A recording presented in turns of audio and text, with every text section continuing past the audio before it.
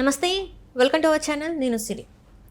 YCP అనుకూల పత్రికలో అయితే సజ్జల భార్గవ్ గురించి కొన్ని సంచలన వ్యాఖ్యలు రాశారు. మరి అవి ఏంటి అనేది మనకి తెలియజేయడానికి ఈరోజు మనతో పాటు ఉన్నారు ప్రముఖ సీనియర్ జర్నలిస్ట్ డాక్టర్ దుర్గవడ్లమణి గారు. నమస్కారం మేడం. నమస్తే అండి. మనం ఇప్పుడు చూస్తున్నట్టయితే సజ్జల భార్గవ్ రెడ్డి గురించి వైసీపీ అనుకూల పత్రికల్లో కొన్ని సంచలన వ్యాఖ్యలు అయితే అంటే వాళ్ళు ఇచ్చారనమాట. ఆయన గురించి మరి ఇలాంటివి అంటే ఎప్పుడు కూడా పార్టీ గురించే కానీ ఇది ఎక్కడ కూడా నెగిటివ్గా వాళ్ళ అనుకూల పత్రికల్లో అయితే వచ్చిన దాఖలాలు లేవు. అలాంటిది ఇప్పుడు మరి ఆ పార్టీలో ఎవరైతే కీలకంగా ఉన్నారో వాళ్ళ గురించి ఇలాంటివి రావడం అనేది మరి ఏంటి అంటారు? మార్పు వచ్చిందంటారా వైసీపీలో? అలాంటి భ్రమలే మీకు అక్కర్లేదు. ఎన్ని దెబ్బలు తిన్నా కూడా అంత తొందరగా మారుతారా? ఎందుకంటే జగన్మోహన్ రెడ్డి చేజేతిలో సగం చేసుకున్నాడు. మనం చెప్తున్నట్టుగా ఇప్పుడు ఈ సోషల్ మీడియా వింగ్ ఏదైతే ఉందో ఆ వింగ్ హెడ్గా ఎవరున్నారు? సజ్జల భార్గవ్ రెడ్డి ఉన్నాడు. అసలు సజ్జల భార్గవ్ రెడ్డి వల్ల కూడా అంటే ముఖ్య కారణం జగన్మోహన్ రెడ్డి ఓడిపోవటానికి అతను కూడా కారణం అనేది బయటకు వస్తుంది. అయితే సజ్జల భార్గవ్ రెడ్డికి ఉన్న అర్హతలు ఏమిటి? అసలు సజ్జల భార్గవ్ రెడ్డిని ఎందుకు తీసుకున్నారు అని చూస్తే మనం ఇక్కడ చూడండి, వాళ్ళ పత్రిక, వాళ్ళ అనుకూల పత్రికే ఇచ్చింది. ఇది ఏమని ఇచ్చింది? రెడ్డి కులస్తులు అయి ఉండాలి, జగన్ ఫ్యామిలీకో లేదా జగన్ కోటరీకి చెందిన నాయకుల ఫ్యామిలీకో చెందిన వ్యక్తి అయి ఉండాలి, ఏ సొంత ట్విట్టర్ అకౌంట్ కానీ ఫేస్బుక్ అకౌంట్ కానీ ఉండకూడదు, జగన్కి పార్టీలోని ఇతర నాయకులకి మధ్య ద్వారపాలకుల్లా అడ్డంగా ఉండాలి, తర్వాత సోషల్ మీడియా అద్భుతాలు చేస్తోందని జగన్ని భ్రమలో ఉంచాలి, తెలివైన యువకుల్ని తక్కువ జీతాలకి పనిలో పెట్టుకుని వారి పనితనాన్ని తమ అకౌంట్లో వేసుకుని లక్షలు కోట్లు దండుకోవాలి. ఇవి అర్హతలు. సో ఈ అర్హతలన్నీ ఎవరికున్నాయి? సజ్జల భార్గవ్ రెడ్డికి ఉన్నాయి. సజ్జల భార్గవ్ రెడ్డి అప్పటి వరకు జీవితంలో ఏమీ సాధించలేదు. అంతకుముందు దీపారెడ్డి అనే ఒక అమ్మాయి ఉండేది, వాళ్ళ చుట్టమే, జగన్మోహన్ రెడ్డి చుట్టం. ఆవిడ స్థానంలో ఈ సజ్జల భార్గవ్ రెడ్డిని పెట్టుకున్నాడు. ఆయన పెట్టుకున్నాక సజ్జల రామకృష్ణారెడ్డి అంతవరకు ఎక్కడున్నాడండి? సజ్జల భార్గవ్ రెడ్డి కానీ సజ్జల రామకృష్ణారెడ్డి కానీ పెద్దగా ఎవరికీ తెలియదు.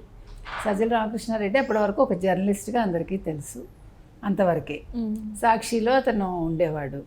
అతన్ని తీసుకొచ్చి పెట్టుకున్నాడు జగన్మోహన్ రెడ్డి. పెట్టుకున్నాక రామకృష్ణారెడ్డిని ఎలివేట్ చేశాడు కొడుకు. అంటే అసలు అంతవరకు ఇతనెవరు? విజయసాయిరెడ్డి నెంబర్ 2గా ఉన్నవాడు సడన్గా రామకృష్ణారెడ్డే కదా వెలుగులోకి వచ్చాడు. అంతేకాకుండా ప్రతి ప్రెస్ మీటు రామకృష్ణారెడ్డే పెట్టేవాడు.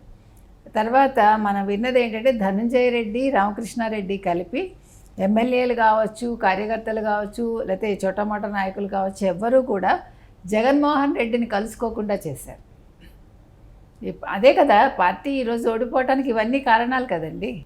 అంటే జగన్మోహన్ రెడ్డి ఒక నియోజకవర్గానికి వెళ్ళలేదు, ఒక కార్యకర్తను కలవలేదు, అక్కడ ఉండే నాయకుల్ని కలవలేదు, ఎమ్మెల్యేలతో సత్సంబంధాలు లేవు. అలాగే జరిగింది. దీనికి అంతటికీ కారణం ఈరోజు సజ్జల భార్గవ్ రెడ్డి ముఖ్యంగా. ఈ సజ్జల భార్గవ్ రెడ్డి వల్లే ఈరోజు పార్టీ ఓడిపోయింది. ఎందుకంటే పనికిమాలిన వాళ్ళని ఉద్యోగాల్లోకి తీసుకున్నాడు. అంతవరకు మెరికెల్లా ఉండేవాళ్ళు, అంతవరకు పార్టీ కోసం పనిచేసిన వాళ్ళని ఈ భార్గవ్ రెడ్డి ఎవడైతే ఉన్నాడో వీడు వాళ్ళకి సరైన ఇంపార్టెన్స్ ఇవ్వలేదు. జీతాలు ఎవరికి ఎక్కువ ఇవ్వాలో వాళ్ళకి ఇవ్వకుండా పనికిమాలిన వాళ్ళకి, తనకు కావాల్సిన వాళ్ళకి జీతాలు ఎక్కువ ఇచ్చుకున్నట్ట. తర్వాత ఇప్పుడు యశ్వంత్ రెడ్డి అనే ఒక అబ్బాయి పేరు వస్తుంది బయటికి, అంటే భార్గవ్ రెడ్డి స్థానంలో. ఈ యశ్వంత్ రెడ్డి ఎలాంటి వాడో ఎవడికి తెలియదు. అయితే ఈ భార్గవ్ రెడ్డి చేసిన అంశాలు ఇంకా ఏంటంటే ఇతను అంటే మనం చూసుకుంటే కనుకైతే అసలు జగన్మోహన్ రెడ్డికి అన్యాయం చేశాడు ఒక రకంగా. సోషల్ మీడియా మనం చూసాం ఏ రకంగా ఉండేది అసలు. అంతకుముందు 2019లో సోషల్ మీడియా అంటే అందరూ కూడా, అంటే జగన్మోహన్ రెడ్డి కావాలనుకున్న వాళ్ళందరూ అప్పుడు ఫ్రీగా చేశారు, ఆయనకి ప్రమోషన్ చేశారు. కానీ 2024 వచ్చేసరికి వాళ్ళెవరూ కూడా ముందుకు రాలేదు. ఎందుకని? నిజంగా హెల్ప్ చేసిన వాళ్ళు ఎవరికి కూడా ఆర్థిక వనరులు ఇవ్వలేదు, వాళ్ళని గుర్తించలేదు. జగన్మోహన్ రెడ్డికి వచ్చే సాహసం చేసినా కూడా వాళ్ళ దగ్గరికి రానివ్వలేదు ఈ సజ్జల భార్గవ్ రెడ్డి. దానివల్ల ఈరోజు ఎవరు ఆయన పట్టించుకోవాలా ఈ ఎన్నికల్లో. ఇంత జరిగింది చెప్పాలంటే. కాబట్టి ఈ సజ్జల భార్గవ్ రెడ్డి చేసిన అన్యాయాలకి ఈరోజు బలైంది ముఖ్యంగా జగన్మోహన్ రెడ్డి. అంటే ఎక్కడ చూసినా కూడా ఇక్కడ ఈయనను ఎలివేట్ చేయడం పక్కన పెడితే అసలు చాలా పక్క పార్టీల వాళ్ళని తప్పుగా మాట్లాడడం ఎక్కువ అయిపోయింది. ఈయన చేసే పనులు చెప్పకుండా వాళ్ళ గురించి ఎక్కువ మాట్లాడడం, సొంత అంటే జగన్మోహన్ రెడ్డి గారి చెల్లి గురించి కూడా తప్పుగా సోషల్ మీడియాలో ప్రచురించడం అనేది ఇది చాలా నెగిటివ్ అయిపోయింది. ఇలాంటివి చేయకూడదని కూడా తెలియని స్థాయిలో ఉన్నారా మరి సజ్జల భార్గవ్ గారు? అంతే కదా. ఇప్పుడు సజ్జల భార్గవ్కి అంతకుముందు ఏముంది ఎక్స్పీరియన్సు? అతను ఒక నిరుద్యోగి, ఈ నిరుద్యోగిని తీసుకొచ్చి ఒక అందలం ఎక్కించాడు. అంటే కనకపు సింహాసనం సునకమ్మను కూర్చుండబెట్టాది మనం చెప్పుకోవాల్సింది. దాంతో ఏమైంది, మీరు చెప్పినట్టుగా ఎంతసేపు చంద్రబాబు నాయుడిని తిట్టడం, లేకపోతే లోకేష్ని తిట్టడం, లేకపోతే పవన్ కళ్యాణ్ తిట్టడం, ఇంతే తప్ప అసలు పార్టీ పరంగా జగన్మోహన్ రెడ్డి ఏం చేస్తున్నాడు? ఒక పాజిటివ్నెస్ లేదు, ఒక పాజిటివ్ వైబ్స్ క్రియేట్ చేయలేదు. ఈ నెగిటివ్ వల్ల ఏమైంది, నెగిటివే కొట్టింది అక్కడ. ఒక సోషల్ మీడియా చేయాల్సిన పని అది కాదు కదండి. ఇప్పుడు మనం మంచి చెప్తూ నిజంగా ఎదుటి పార్టీలో తప్పు ఉంటే దాన్ని వేలెత్తి చూపించాలి. దానికి బూతులు తిట్టక్కర్లా. సొంత చెల్లెల్నే తిట్టించాడు జగన్మోహన్ రెడ్డి. ఇప్పుడు జగన్మోహన్ రెడ్డి తప్పు చేస్తుంటే చుట్టూ ఉండేవాళ్ళు చెప్పాలి, అలా చేయకూడదండి మీ చెల్లెలు, మీరు అలా మాట్లాడించకండి అని వీళ్ళు చెప్పాల్సింది పోయి, నిన్న కూడా సాక్షిలో మనం చూసామంటే ఒక యాంకరు అందులో పనిచేసేవాడు షర్మిలను తిడుతున్నాడు. అంటే 15th రోజు గురించి, తర్వాత అంతకుముందు కూడా ఈ విద్యా దీవెనకి సంబంధించి. అంటే నేను అనేది ఏంటంటే వాళ్ళు ఆ స్థాయికి తిడుతున్నారంటే నువ్వేం చేస్తున్నావు జగన్మోహన్ రెడ్డి అని అడుగుతున్నాం మనం. నీకు ఇంత జరిగినా ఇంకా నీకు అర్థం కాకపోతే, ఇంత జరిగినా నీకు బుద్ధి రాకపోతే ఎవడేం చేస్తాడు? ఇప్పటికి కూడా సొంత చెల్లెలు తిట్టించటం ఏంటి అసలు? ఆవిడ వేరే పార్టీలో ఉండని నీకేమైంది? నువ్వు సవ్యంగా ఉంటే ఆవిడ మాట్లాడదుగా. ఇప్పుడు మొన్న రాఖీ పండుగ జరిగిందండి. నిజంగా తెలివైన రాజకీయ నాయకుడైతే ఏం చేసి ఉండేవాడు? చెల్లితో రాఖీ కట్టించుకుంటాడు కదా. రాజకీయ విభేదాలు పక్కకు పెట్టి షర్మిల నువ్వు రా, నాకు రాఖీ కట్టు అని ఒక కబురు చేయాలి కదా.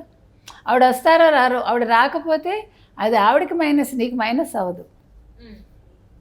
అంతే కదా. అంటే ఆ తెలివి లేదు జగన్మోహన్ రెడ్డికి, లేకపోతే పోయింది. పక్కన ఉండేవాళ్ళు ఇవ్వట్ల. మన చుట్టూ ఉండే వాళ్ళని బట్టి మన ప్రవర్తన ఉంటుంది కదా.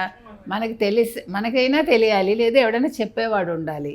ఇక్కడ రెండూ లేదు. ఎవడికి వాడు జగన్మోహన్ రెడ్డిని వాడేసుకుని, ఒకవేళ అతనికి తెలిసి జరిగినా తెలియక జరిగినా ఆ నష్టాల్ని ఈరోజు భరించాల్సింది జగన్మోహన్ రెడ్డి. అంటే ఇది చాలా సోషల్ మీడియా ఏదైతే ఉందో ఈసారి ఎన్నికల్లో బాగా ప్రభావం చూపెట్టిందని చెప్పుకోవాలి. ఎందుకంటే ప్రతి ఒక్కరు సోషల్ మీడియాలో వచ్చేది ఖచ్చితంగా ఫాలో అయ్యారు, చూశారు ఏమేమి జరుగుతుంది ఏంటనేది వాళ్ళు కీన్గా అబ్జర్వ్ చేశారు. సో అందుకే ఈరోజు ఇట్లాంటివి, అంటే ఇట్లాంటి ఒక మార్పు, ప్రభుత్వ మార్పు జరిగిందని అనుకోవచ్చు మనం. ఖచ్చితంగా మీరు చెప్పినట్టుగా ఇప్పుడు ఏమైందంటే అవేర్నెస్ పెరిగిందండి. ఈ సోషల్ మీడియా అవేర్నెస్ బాగా పెరిగింది ప్రజల్లో. ఏం జరుగుతోంది ప్రతి క్షణం వాళ్ళు చూశారు. అది ముసలివాళ్ళ, పడుచువాళ్ళ, యువత అనేది లేకుండా, అంటే ఈసారి యువత కూడా ఎక్కువ ఉన్నారు. మీరు గమనించినట్టయితే ఓటర్ల సంఖ్య ఎక్కువ ఉంది.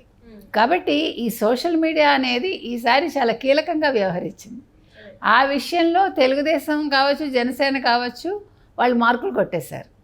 మనిషికి ఎప్పుడు కూడా నెగిటివ్ చూసి వాళ్ళకి ఒక దాని మీద ఒక అసహ్యం వేస్తుంది. ఏంటి ఎప్పుడు చూసినా ఇంతేనా అనే ఒక మాట వచ్చింది. అలా కాకుండా ఇగో మేము ఇది చేసామని చెప్పుంటే కొంచెం వాళ్ళకి ఒక ప్లస్ పాయింట్ అయ్యేది, కాస్త ఓట్లు ఎక్కువ పడేవి. అది లేకుండా బూతులు మాట్లాడి వాళ్ళని వాళ్ళు తగ్గించుకుని, నాయకులు అవ్వచ్చు, ఆడవాళ్ళు కూడా, రోజా లాంటి వాళ్ళు కదా, అంత దిగజారి మాట్లాడక్కర్లా. ఇప్పుడు మీరు జగన్మోహన్ రెడ్డిని మంచి చేసుకోవటానికి బూతులు మాట్లాడమని ఎవడు చెప్పాడు మీకు? సోషల్ మీడియాలో దానివల్ల మీకు ఏమైంది? ఈరోజు మీ మొహాలు ఎక్కడ పెట్టుకుంటారు మీరందరూ? ఒక మంచి రాజకీయ నాయకులుగా మీరు గుర్తింపు తెచ్చుకున్నారా? పోనీ నియోజకవర్గంలో పని చేయలేదు, కనీసం వ్యక్తిగతంగా ఎవరైనా ఒక మంచి పేరు తెచ్చుకున్నారా? రైట్.